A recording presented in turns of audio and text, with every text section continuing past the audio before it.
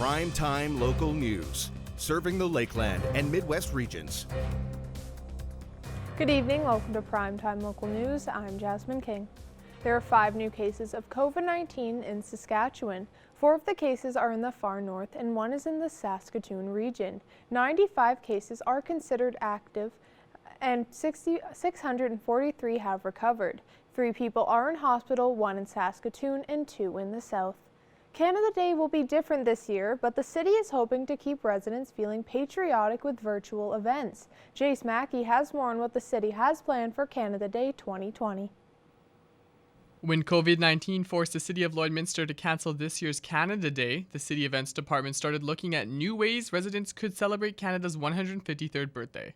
We brainstormed with our programming team and came up with ideas of what people could do safely and still enjoy the day. We looked at what other communities were doing and kind of followed suit. One of the main activities this year is a house decorating contest. So we want to encourage people to show their pride for Canada and decorate their houses. We have until Thursday to decorate your house.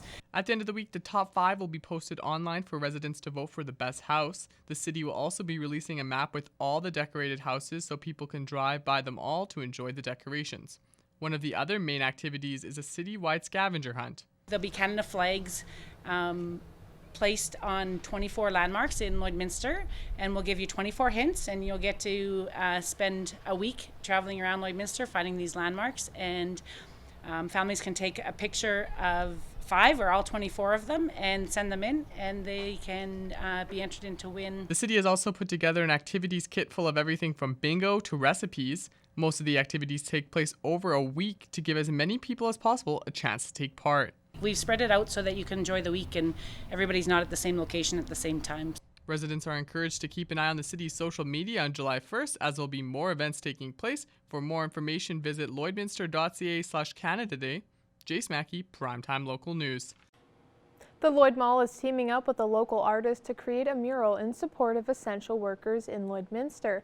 Eric Bay has more on the meaning behind the new artwork.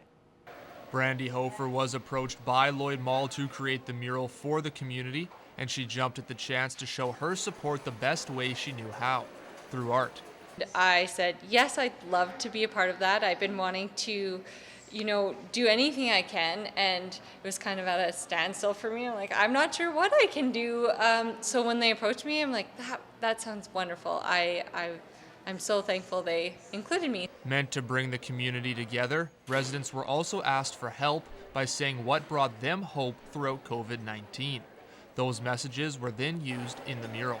The idea was to obviously be really bright and colorful and uplifting. We included some imagery, hundreds of messages on Instagram and Facebook and all that stuff. So I was blown away. It's super exciting, and I'm happy everyone was wanting to be a part of it. Another mural, this one done by local artist Michelle Lake, will be painted at Lloyd Mall to continue to show different aspects of the city.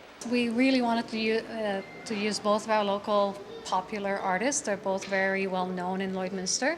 Wanted to get a different concept from each of them, tying into the essential worker, tying into community.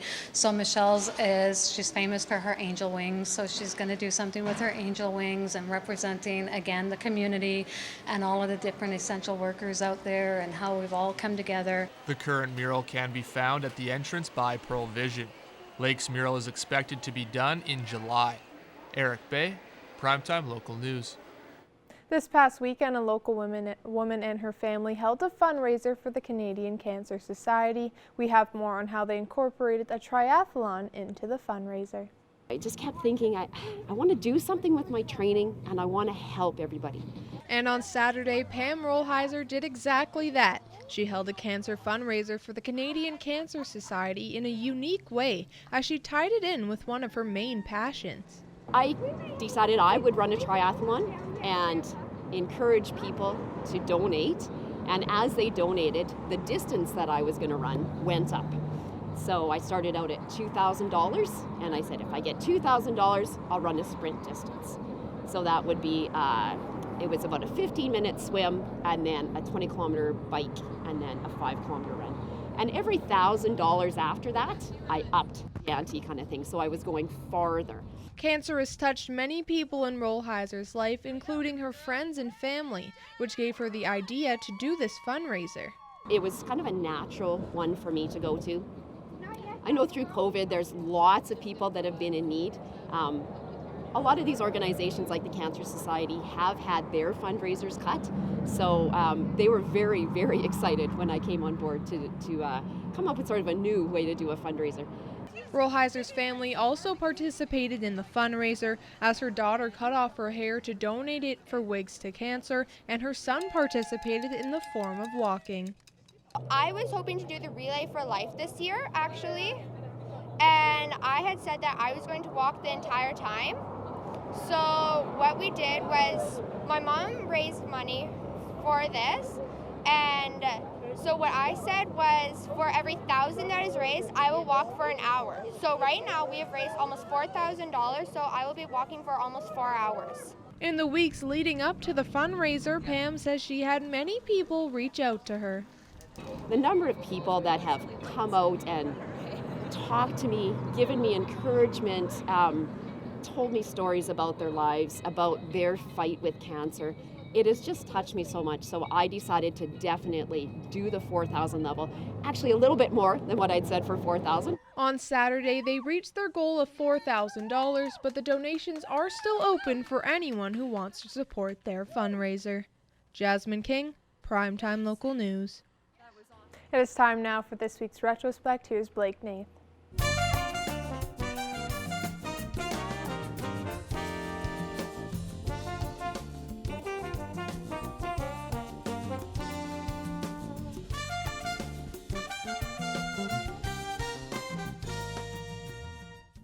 This week in retrospect, in '95, the border city battles with voter apathy following the Saskatchewan provincial election. The Saskatchewan provincial election is over and a new government has been elected. But the story this year was the lack of voter turnout. Of all eligible voters in the province, only 64% cast a ballot. That's down 20% from 1991. And according to returning officer for the Lloyd-Minster riding, Bill Recruitiak, turnout here was lower still. You know, at 3 o'clock we took a quick run through the polls in the city here, and we were only down to about 18% of the voters that were eligible to vote at that time. So they had picked up quite a bit after 3 o'clock, but it wasn't as busy as it has been other times. What are the reasons for the poor turnout? Apathy and cynicism played a part, according to some people here in the border city. You don't get any help when you do vote anyway. I mean, it just feels like nobody cares. So why vote? Because they're going to do what they want anyway, no matter who it is. And in 2000, Lloyd-Minster is in the midst of a real estate boom, sparked by high oil prices. With construction season in full swing as well as other demands, heavy oil is wanted. And that's good news for Barcomp Petroleum. As far as the price itself goes, it's very exciting. It's good. It certainly increases our cash flow at this point in time. The additional cash flow, which is paid on a monthly average, allows for the company to recoup losses from less profitable years. And to change our operations so that we can operate more efficiently and when prices do drop. Barcomp is taking a conservative approach to current prices, and while that attitude is generally shared through the industry, it's not dampening optimism. Right now on the commercial end there's very little space left, and there's still lots of inquiries coming in from auxiliary type companies or spin-off companies from the big oil companies that are here. So we're finding that lots of people are moving in the oil related field. And that's it in this week's retrospect.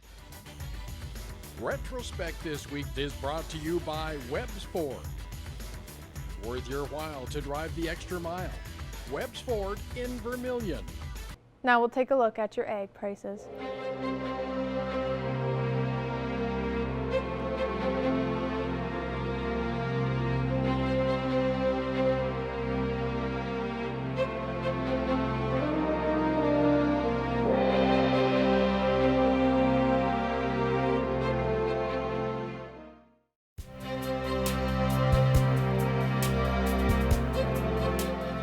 right, of course, we are going to take a look at your weather forecast once again here. Fairly nice temperatures we've seen throughout the day, fairly hot as well. Lots of sunshine, and as we take a look at the rest of the areas here, 25 degrees out in Edmonton, 24 degrees in Edson, 20 out in 21 Whitecourt, 20 in Jasper, 24 in Rocky Mountain House, and in Red Deer as we get into Saskatchewan areas, 23 out in Saskatoon, 22 degrees in Melfort and Prince Albert, and for us here in Lloydminster and North Battleford, sitting at 24 degrees right now. And as we take a look at some temperatures up north, 25 in La Loche and Buffalo Narrows, 24 in La Ronge, and 23 out for Flin Flon right now, 25 also for Walston Lake, and 29 for Stony Rapids. Over in northern Alberta areas, 20 degrees in Peace River, 19 in Slave Lake and in Grand Prairie, 27, for Fort McMurray, 24 degrees out in High Level.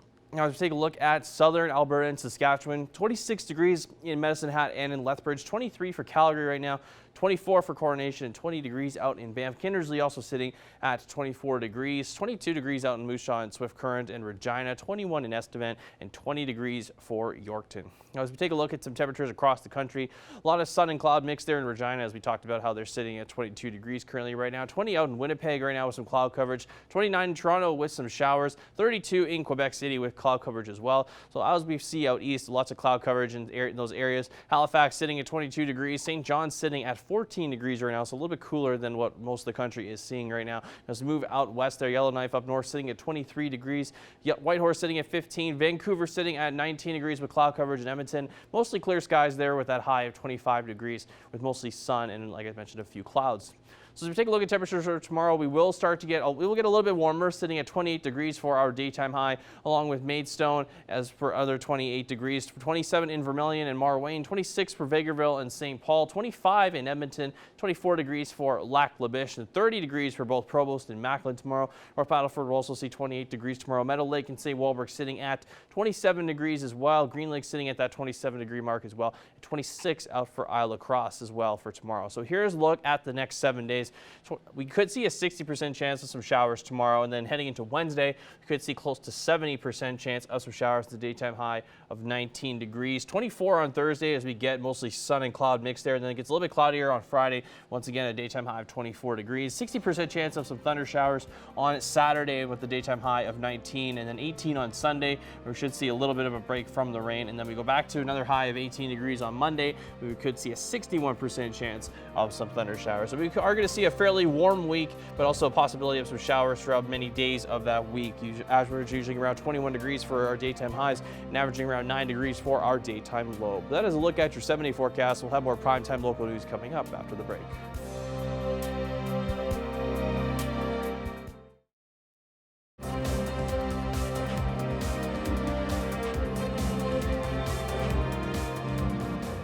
Joining me today, as always, to talk about a little bit of sports is Eric Bay. Eric, thanks for joining me.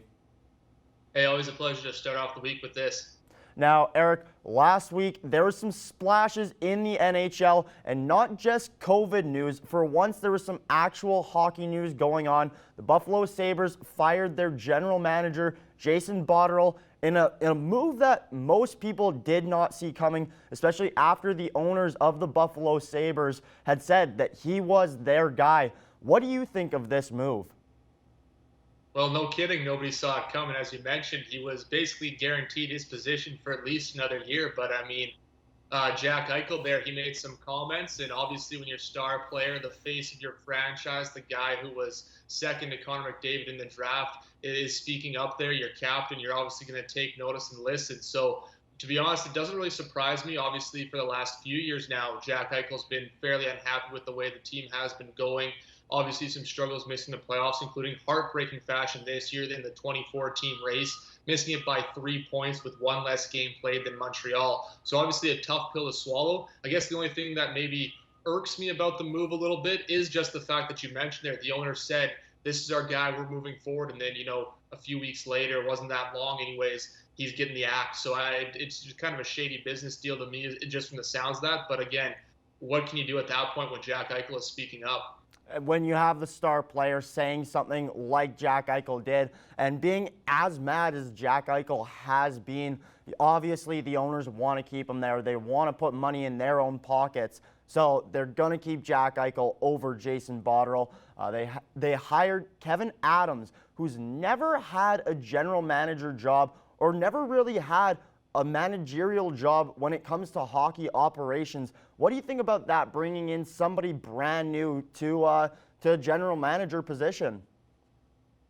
Honestly, I think it's kind of refreshing almost. We've seen a lot of guys be recycled over the years, and maybe some guys who have been recycled one or two too many times, especially in managerial or coaching positions. So it is interesting, and we are starting to see more and more of that here now in the recent future, I guess, and recent times here as well, with those former players kind of stepping in too, because he obviously spent some time in the league. So it is interesting. I guess the one thing for me that is maybe a concern is just how the culture, it seems almost a culture thing here in Buffalo now. It's been, a decade since the playoffs. So it kind of concerns me when they are bringing in a guy from in-house who I assume kind of has the same philosophy that we've seen here over the past few years. So it might have been nice to kind of shake it up a little bit, go outside the organization. But again, it should be interesting, and it'll be interesting to see what he does here with this team, because they've made a lot of moves here over the past few years, and most of them have been either middling or have had some pretty poor results. So it'll be interesting to see if he can switch that up. For myself, it does worry me a little bit just having that zero experience,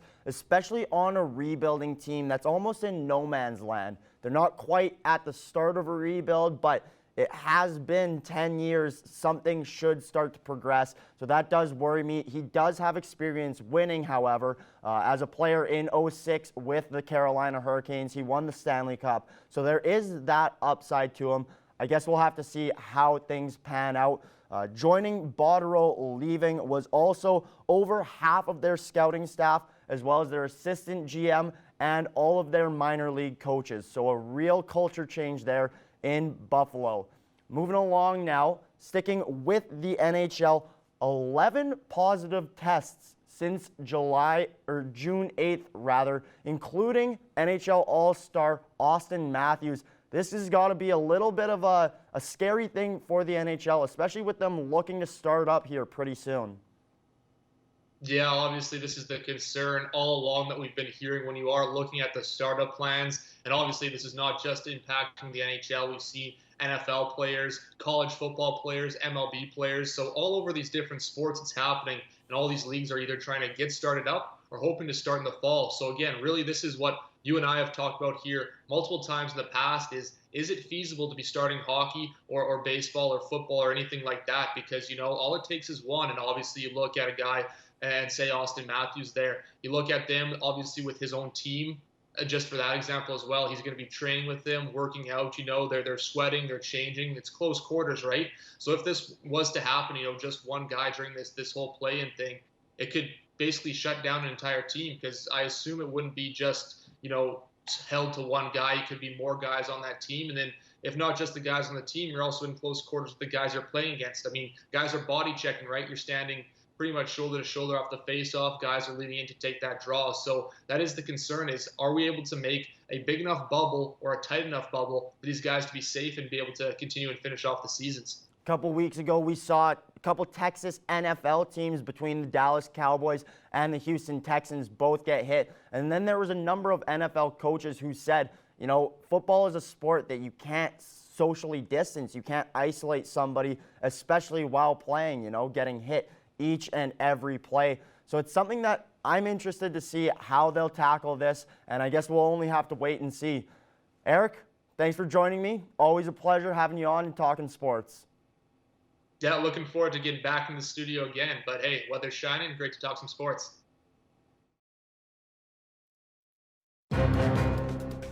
Furniture set and design supplied by Furniture Gallery and Furniture House, downtown Lloydminster. Well, I'm joined with Chris Hassel today from Century 21. Chris, now I know the housing market's been a little bit on the up and down since the pandemic. So what has it been like pre-pandemic compared to what we are now? Well, it's an interesting question. Pre-pandemic, I mean, we were doing what we do. The energy market was still not performing well. So, I mean, our market had been affected, but we were still trading stuff on a daily basis and whatnot. Of course, when COVID hit, I mean, this was an unprecedented circumstance. So all of a sudden we're thrust into a brand new position where we're not sure if we're going to be mandated to shut down. We're not sure if people are going to want to show their homes. Of course, when it comes to a health scenario, it scares people, and rightly so. So as we started to wade into this, I mean, the government came out with protocols. Obviously, our provincial associations come out with protocols. We followed those very stringently to make sure that the public was safe. We were safe, and we were actually deemed as an essential service, so we could continue to work and finish up the deals that we had in the chute that were, let's say, already done and waiting for possession, and or people still got to move. Regardless of what's going on out there in the world, there's still essential service people that have to move. There's still people that need to relocate for jobs. That still all had to happen. So at the end of the day, the show still had to go on. Of course, it changed the way we did things. We followed, as I said, our provincial mandates for protocols and how to show houses with, minimal touching. We're wearing gloves. We've got sanitizing wipes. We've got hand sanitizer. So, we are very discreetly coming in and out of homes and showing them and whatnot, and handling them very, from a health perspective, as well as a high level of professionalism, as we always do. So it definitely changed everything. We're kind of, the feel is now we're more through it, but that doesn't mean that we're letting our guard down on anything from health protocols to whatnot. We're still making sure we're following what we need to do to make sure everyone's safe at the end of the day. So is it still okay for people to either want to buy a new home or sell their home during this time? Well, yeah, absolutely. I mean, as I said, the show still has to go on. People still got to get places and be, relocating for work. If you're an essential service, you're moving in. Doesn't matter if you're a healthcare worker, let's say RCMP, these are essential services that still have to happen, and the show still has to go on. So the good news for the market is, at least if you take New York, for instance, New York was shut down completely. So if you were a real estate agent in New York, you couldn't turn a wheel, you couldn't leave your home, for that mandated amount of time. So nothing happened, everything was shut, everything was paralyzed. So in this sense, I mean, we weren't nearly as, let's say as locked down as them, which, I think is we were lucky, so to speak. And we of course didn't have the case amounts, so we could get to and still survive, so to speak. But yeah, stuff still needs to happen. And as stuff starts to unroll now and open up in the phases as the provincial governments open them up, there's going to be businesses come back to life, and things, as I said, still need to happen. So that's what we're here for. We're here to help.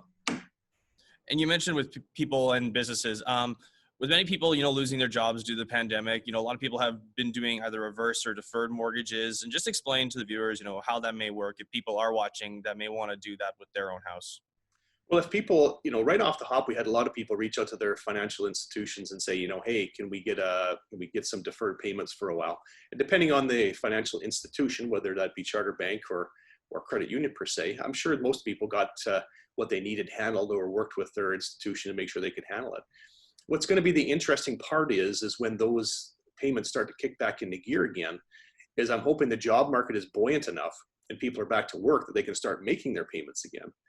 So right now we've got the federal government doing their best to make sure everyone's so-called taken care of.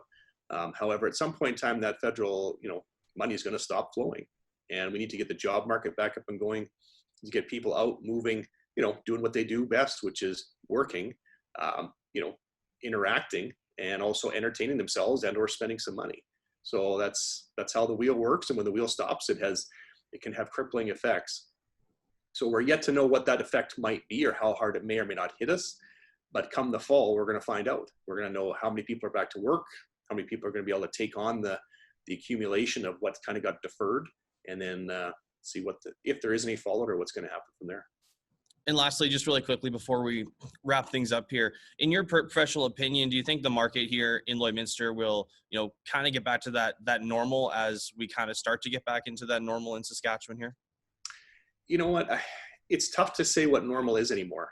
There's going to be living pre-COVID and post-COVID. And for now, it's just going to be, we're going to be able to create forward what's going to happen, because we'll never be normal from what once was. So now moving forward, we're going to see what kind of an economy we have. Let's be frank. My job is based on the economy. The economy is the driver for most things that people do, whether that be I don't care if you're in the agriculture business, in the oil patch. I mean, if you're a retailer, doesn't matter. I mean, we're economically driven on what we can or can't do.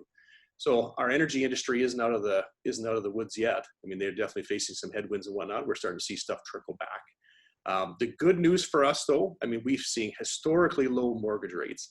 If we had this pandemic hit us and we had high mortgage rates on top of the uncertainty that was going on, we'd be in for some very, very tough, challenging times.